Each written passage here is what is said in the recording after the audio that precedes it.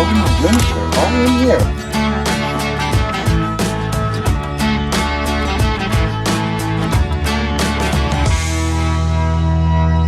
You want some coffee? I do. Let's go get some. I'm gonna take a break. The one thing that we have to do today is get the tiller in tune. We have a Cub Cadet tiller. And you see it's kind of dirty from last year. So what we're going to do is we're going to get this all cleaned up. And we're going to get it maintenanced. So we're going to drain everything out. And we're just going to do a full maintenance on the Cub Cadet 208cc tiller. And if you guys like these maintenance videos that we do, because I'm going to do a few, Jen will probably do tune-ups on the generators in the next week. So, comment below. Let us know if you like these maintenance videos. I think most of these tillers are pretty much the same. So, whatever I have to do on this one's going to be real similar to any of the others. Now, I could have been a little more neater about this, but for this job here, we need a 3/4 inch socket, 3/4 inch open end box end, quart of oil, a spark plug. I chose the E3 spark plug. I've tried these in other bits of equipment. I don't know if they give more power, but they do seem to burn a little cleaner. You don't have to change them as often. Allen, and a 10mm. Finally, a spark plug socket, 13/16. So this part just pops right off here.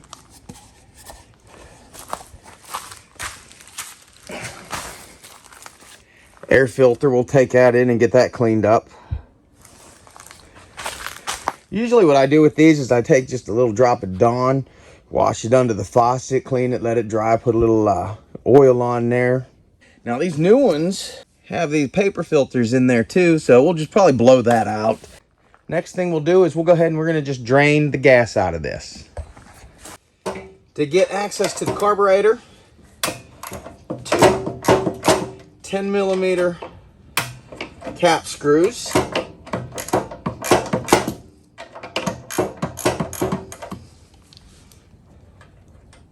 And a Phillips bit to get this out. Hey, I'm making some coffee if you want to give me. I just turned the air on. Okay, I do. I'll be in a minute. Hey, get over here now. I just need to get these screws out. All right, so the Phillips come out. And you can see it's mostly clean down in there still from last year. A little bit of debris from over the winter. There's one more bolt right here. It too is a 10mm. Now I know this is a little unconventional, but I found for these small fittings like this, electricians' wire strippers do a great job of grabbing and holding. All right. Okay, so that came off. Same thing, we'll just take this off and drain the gas out of it. We're going to change the spark plug. I like to pull on those kind of slow and firm. I've had them before where the inside of the spark plug pulls out, but that was more of a 70s and 80s issue. All right, so let's go ahead and get this spark plug out. But, check that out. We'll install this E3, and I didn't even look to see if it's the same size. I think it is. It is.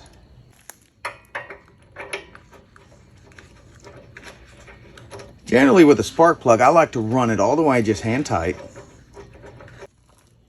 And then I'll just put a little bit of pressure to make sure it's snug. The spark plug's changed. Go ahead and reassemble this part.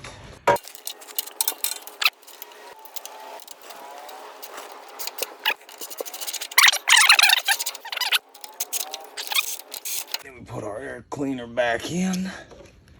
Clips in the back, folds over the front. Okay. Whether it's good for it or not, the only way that I found I can get the weight off easily, I got to lay the unit on its side. And then there's a bolt the same as that. There, the front side of it, and there's one on the top, one on the bottom. And it's not really that it's that difficult or hard. It's just a pain in the ass. You know, the original engineer probably had this weight clip on, and that was too expensive to do in production. So they were like, well, I know how to cheapen that shit down. It's easier to take the bottom one off first.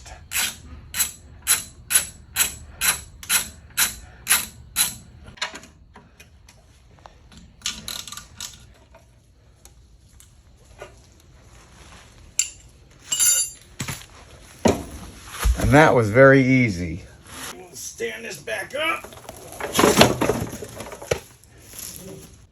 And now we'll change the oil.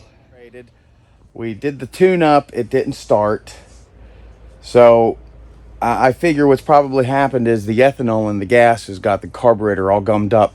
So we're gonna have to take the carburetor apart and do a full cleaning on it. And Jennifer was like, well, you know, I'd like to do that one. So she's gonna do the work. I'm gonna kind of walk you through it today. All right, baby. So now on this right here, there's, you see where you press in there and then lift up, that comes off and your air filter, and set that inside there. Now for this job of removing the carburetor, you will need a 10mm socket and ratchet, a Phillips head screwdriver, and a pair of pliers to remove snap rings. Okay, baby, so the first thing that you want to do is get that Phillips screwdriver right there. And down in here, there are two Phillips screws, okay? And you don't have to pull them out, just get them to where they feel like they're loose. All right. Okay.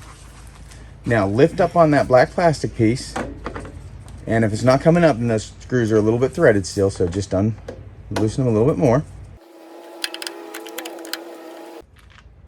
All right, and then yeah, just set that up here on the gas tank right there. That's where I usually put that.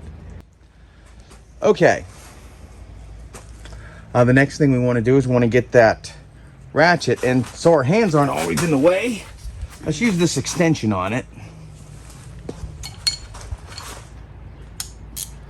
There's your 10mm. And I recommend to everyone wear gloves when you're working on this stuff.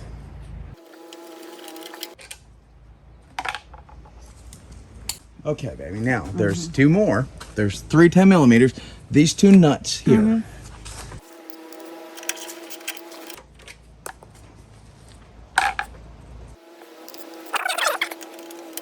My fingers aren't that small. I have to use the extension like a screwdriver. Okay.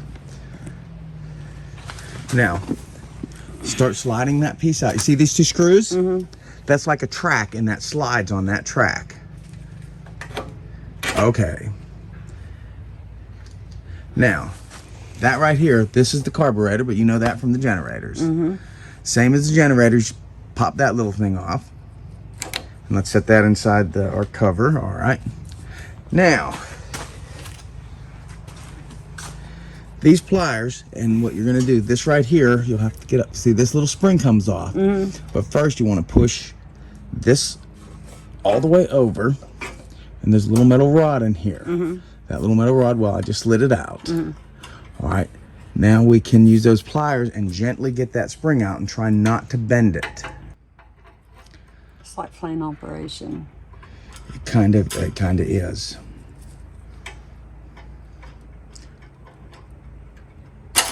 There you go. Now the carburetor should just slide right off.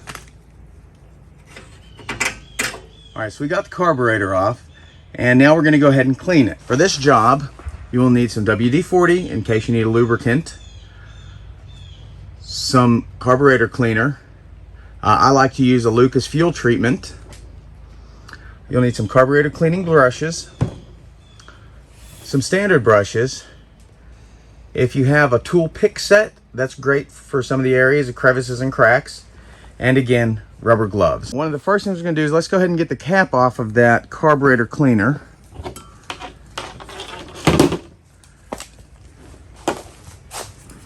right, and you don't have to discriminate, just spray the whole outside of that.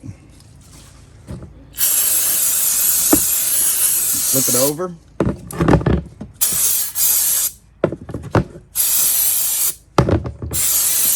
Okay, now all the metal parts. This brush right here is a nylon brush. So kind of hit the metal parts with that, loosen any dirt, debris up.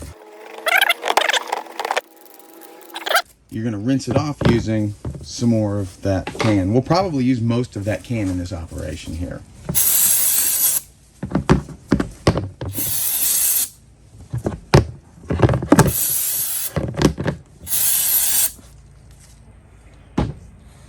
All right, next thing that we need is that 10 millimeter socket again. If you remember on the bottom, I told you before, the one that has the screwdriver, the number 2 Phillips in it, is to drain, bleed, whatever you need to do during the course of the year. The one that takes the bowl off is the solid. So we want to go ahead and remove that solid bolt. Go ahead and let your bolt lay inside the tub. All right, and that bowl should just pull right off. Yep. That's why we did this in this tub. Okay. So we're gonna need to be cleaning all of this up. So let's lift up our carburetor and look the underneath part right there. If you'll look, see there's a pin right here. What you need to do is slide this pin, and then with your fingers you can pull that out. All right, just, yeah, again, let everything lay in the bottom. That's what's nice about it. Now, we can lift the float off. Okay, so now we're looking underneath here. So let's go ahead and let's spray that with carburetor cleaner as well.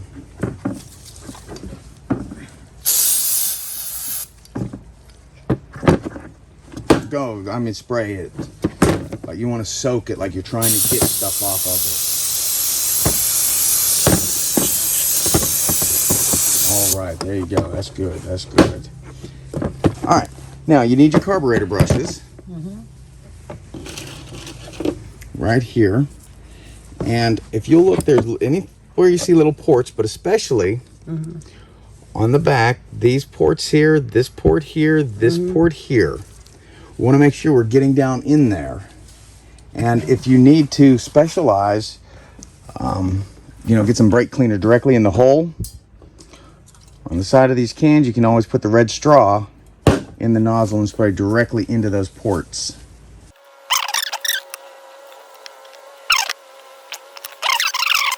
Down through here? Yes.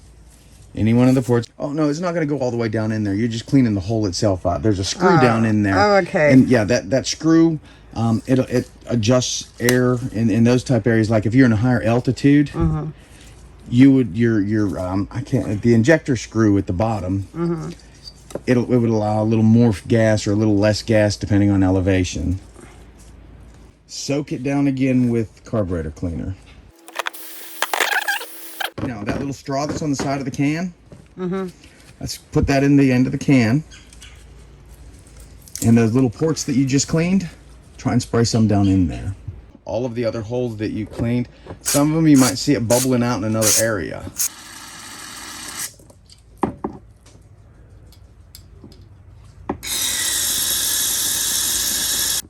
All right, so we found the port that's giving us the problem because we have no blow through on it. There we go. Now we see we got it pushing through. So I think we're ready for assembly. Do you want to do that? The needle valve needs to sit down in this little brass plate. Yeah, in between that right there. Yeah, that little spear goes down in that hole. Okay. Yeah. And then I'll bring this up too for the needle valve, the needle thing to go through. You got it. It's in. Okay, wonderful. Then this now and that goes right. That goes on top. Now, when you're putting this on, and this goes like with every piece of equipment that we have that you're doing this to. Now, remember I told you this is where you drain your gas out. If you have you need to get water in the bowl or something. So you gotta, in your mind's eye, you gotta figure out how this sits against the engine so that that part is always facing you. That's good. That's good. You don't ever want to go any more than that right there. Like once you feel it's snug, then just kind of turn it just a little bit more, like a quarter turn, just to hold it in place. All right, now there's one other piece that we need to clean. This piece here is one of the ones that's most often forgotten. It's metal. Usually it's stuck against the engine block because of heat. But this little gasket right here needs to be cleaned as well. We already have enough solution in the bottom. Yeah, so this notch right here goes down. The notch right there. Right, there's a piece right on the block. Right here, it shows where the notch goes down. Right. And when you slide it back, that notch will fit that area like that. Right, and you remember that from the generators, because all these engines are pretty much the same. Everything in the reverse on this. So what you're going to do is you're going to slide it on enough that you can get the spring into that hole. Okay.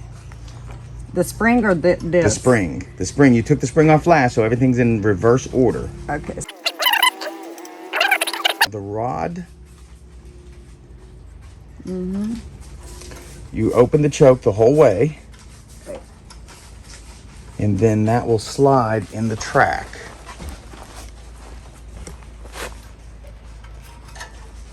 Like this. Just like that, and push down on it. And it'll actually go down in. Okay, very good. Now you can push that back into place, snug. All right. And you can test everything, you know, just kind of, that feels good. All right. Now you need to put your choke back, or your choke key back on.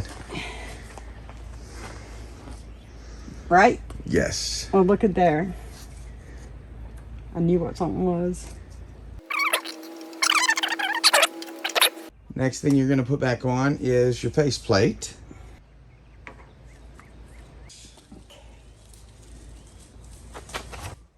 All right, now we put all the 10 millimeters back in.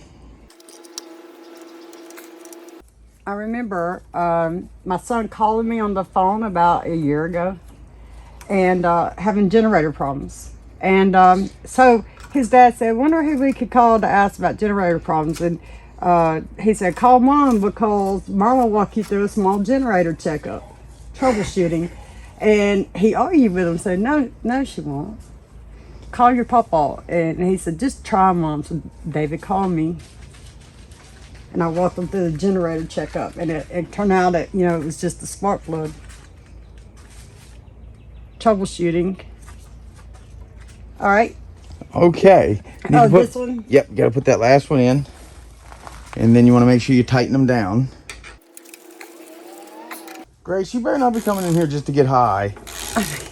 These fumes are pretty bad. And we got it ventilated and it's bad. All right, that's tight enough. Yeah. Next thing we have to do is we have to put the breather plate back on. And then you just want to get that to where it's hand tight and then just about a quarter turn more. Okay, that's plenty tight. All right, now let's put our air cleaner back on.